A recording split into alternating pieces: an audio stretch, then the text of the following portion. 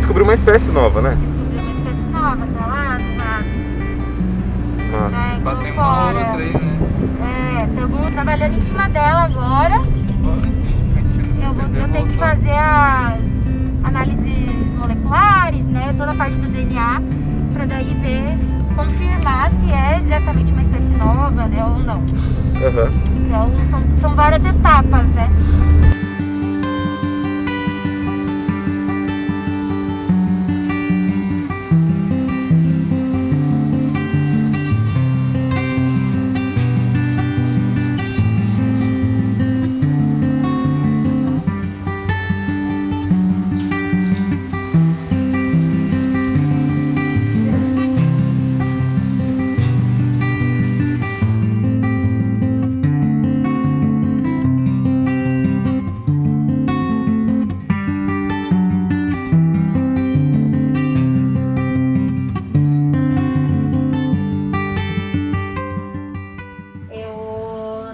Eu sou doutoranda do Programa de Ciências Biológicas aqui da UEL. Fiz o meu mestrado também aqui na UEL. Em 2015, eu e meu marido viemos morar em Londrina e para voltar para a área acadêmica, até então eu estava trabalhando em outra área, não na biologia, né, em Guarapuava, onde nós morávamos. E entrei no mestrado em 2017, aqui na UEL. Comecei a trabalhar com o que eu já trabalhava lá na Unicentro, em Guarapuava, que é caranguejo de água doce. A minha dissertação de mestrado, eu consegui publicar um artigo antes de defender a dissertação de mestrado, que é o artigo da nossa espécie nova, né, que a gente encontrou e descobriu essa espécie nova lá na cidade do Pinhão, que é bem próximo da cidade de Guarapuava, onde eu morava antigamente.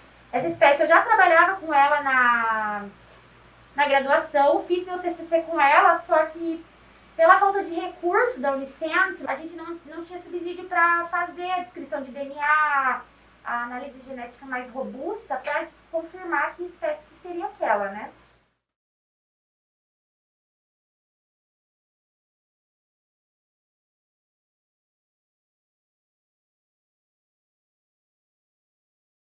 Iam ter duas bolsas, então a bolsa que eu achava que eu já tinha me programado, eu já tinha desistido de outro programa da Unesp que eu tinha passado também em Botucatu.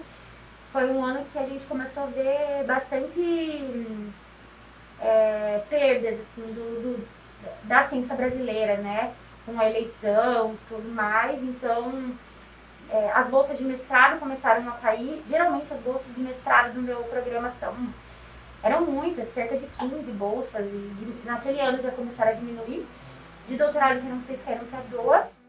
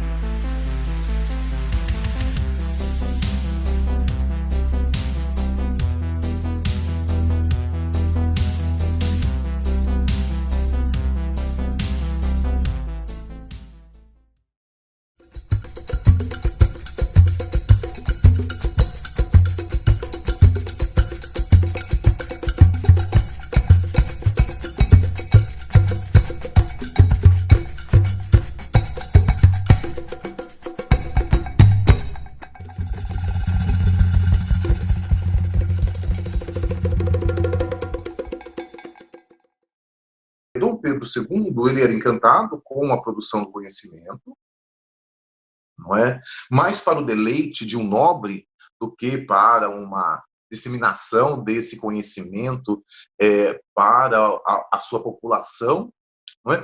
Mas durante o Segundo Império surgem as primeiras associações que vão ser fundamentais aí para o surgimento da nossa linguagem científica e pela defesa de uma produção científica local, desculpa. Então nasce a associação de engenheiros, associação de médicos. Então essa associação de profissionais ilustrados, de profissionais formados, ocorre aí durante o Segundo Império e com um forte incentivo do poder imperial. Então, essa aproximação de cientistas e pensadores com as mazelas brasileiras fez eles se preocuparem muito com a nossa questão social, o que leva depois à preocupação com as nossas questões políticas. Uma acaba sendo consequência da outra. Então, não é uma coisa recente, né, de que falar sobre ciência é também falar sobre política e desenvolvimento social. São coisas intrínsecas que desde a década de 40 isso vem sendo sistematizado, né. Então, teve na história recente, na história moderna da ciência, tem alguns momentos que foram marcantes para isso. O primeiro foi da questão da energia nuclear, né, quando teve a coisa da fusão do átomo. Inicialmente, com a bomba atômica, a questão da energia atômica ficou muito estigmatizada.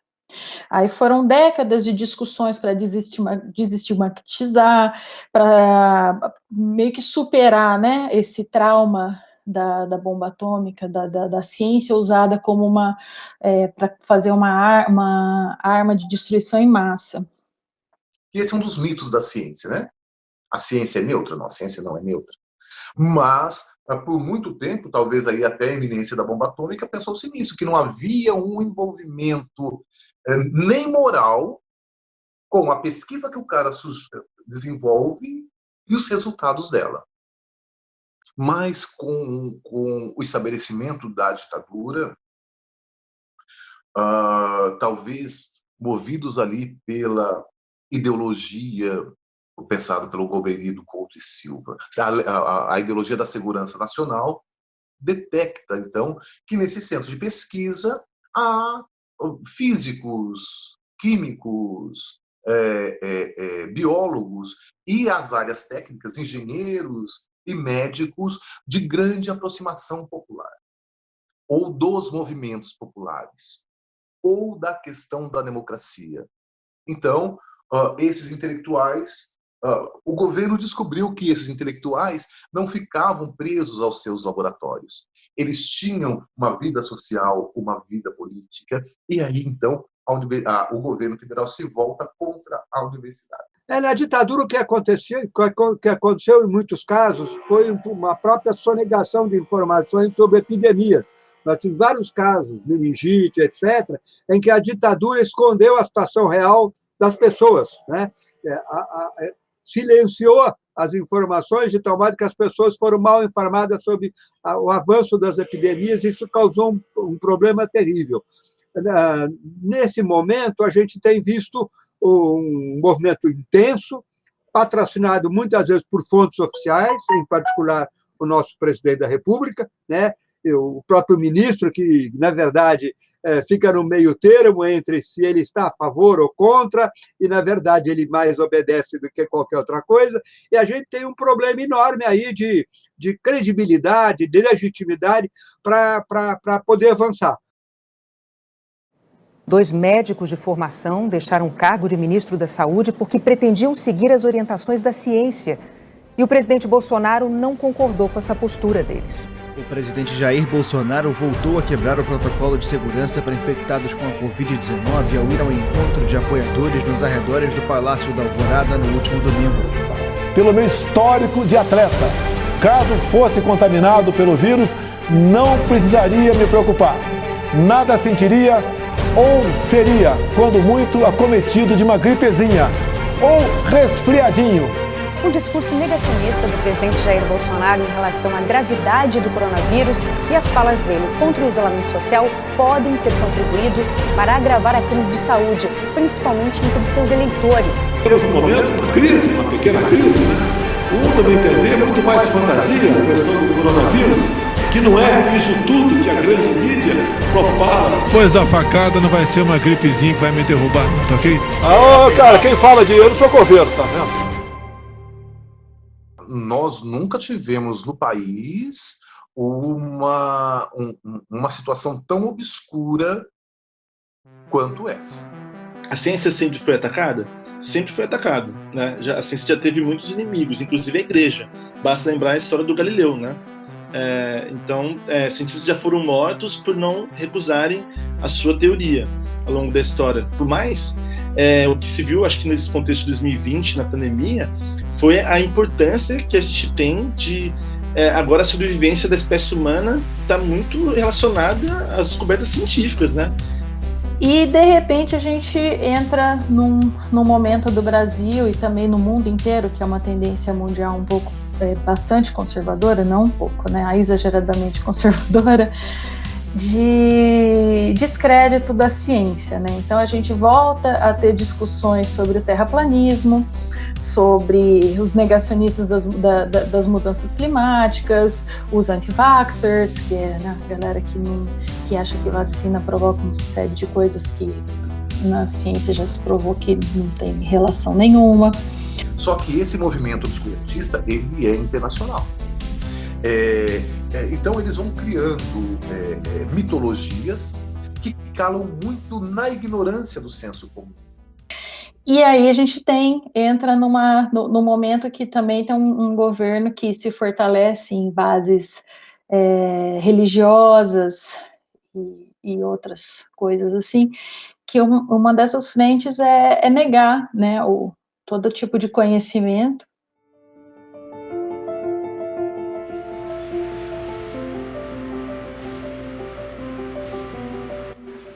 Então era uma escolha minha, o que eu faria? Começaria naquele ano e tentaria terminar, às vezes procuraria um trabalho, né? Conversei com o meu orientador aqui da UEL, pedi se eu poderia continuar vindo no laboratório até para enriquecer meu currículo, né? Adiantar minha pesquisa. No final de 2019 eu terminei novamente e veio a notícia ótima que todo esforço valeu a pena e eu consegui o primeiro lugar. Mas não foi tão fácil assim, porque esse primeiro lugar ele me trouxe uma alegria momentânea, mas estava tendo muito corte, né? Como a gente vê nas notícias, muito corte. Programas 3 e 4, que é o meu programa aqui de Ciências Biológicas da UEL é o programa 4, né, na CAPES. Então eu já senti isso, então eu passei no final do ano muito aflita. Mas daí a minha decisão era que naquele ano, com ou sem bolsa, eu ia fazer o doutorado, porque daí eu ia tentar trabalhar no estado como professora, para tentar ir, né, me adequando, porque querendo ou não, são 4 anos, né? Então eu falei, não, tá na hora e é agora que eu vou fazer. Então, eu trabalho com caranguejo de água doce, desde a minha graduação eu já trabalho com os caranguejos de água doce, né? Que são esses bichinhos aqui. Mas ele tem toda a sua importância, né? Ele é um indicador de qualidade de água. Então, o que isso quer dizer? Quer dizer que onde tem esse caranguejinho é um lugar que tem uma qualidade de água, que é um córrego saudável, né? Então, eles vivem geralmente em corredeiras, embaixo das rochas, em lugares limpos, né? Então, senão eles não conseguiriam sobreviver. Sem contar essa importância de ser um indicador de água limpa, ele também tem toda essa importância no ecossistema, né? Ele se alimenta de algas, vegetais, restos de animais, insetos, larvas de insetos. Então, cada animal, ele tem a sua importância, né, naquele ecossistema que ele vive. Então, você acaba tirando aquele animal de lá, já vai ter um desequilíbrio, né? O trabalho de quem informa sobre ciência é muito importante, porque tem muita informação ruim, principalmente com as redes sociais. A gente vê o que mais tem são sites de pseudociência, né, no YouTube, ou rolando no WhatsApp e tudo mais, mas por outro lado a gente tem canais, meios de extrema qualidade de ciência. Eu acho que a divulgação científica tem que ser um movimento popular, sabe? Tem que ser um movimento em que a gente vai convencendo as pessoas a quererem participar disso, e acho que nunca vai ter divulgador demais, sabe? Então, tipo, a divulgação científica precisa ser uma dessas comunidades dentro das redes, porque as pessoas poderiam estar falando sobre qualquer coisa. Se elas começarem a falar sobre ciência, começarem a falar sobre evolução, começarem a tentar compreender minimamente como o mundo funciona, baseado em estudo, por mais que quando isso acontece gera muita confusão, né, de que às vezes a pessoa não entende e acaba, às vezes, politizando uma coisa que não deveria politizar, né, mas acho que só da gente estar com a ciência fazendo parte do debate, a gente já ganha. Faltam séries sobre ciência no Brasil. A gente tem muito na TV a cabo problemas ligados à ciência, mas feitos nos Estados Unidos, na Europa, né? Tem até alguns canais específicos para conhecimento científico.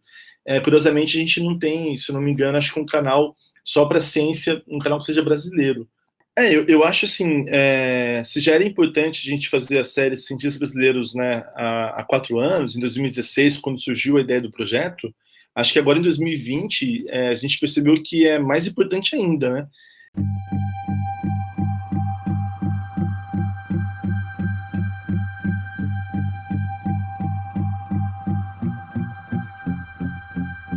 Não conhecia nenhum, ao vivo, presencialmente, não conhecia nenhum cientista. E, aliás, cá entre nós, você pode perguntar aí para quem estiver assistindo esse filme, quantos cientistas vocês conheceram quando vocês eram crianças ou adolescentes? Provavelmente nenhum ou muito poucos, né? Porque os cientistas meio que ficam de fora, né? Pelo menos ficavam. Agora está mudando um pouco essa história.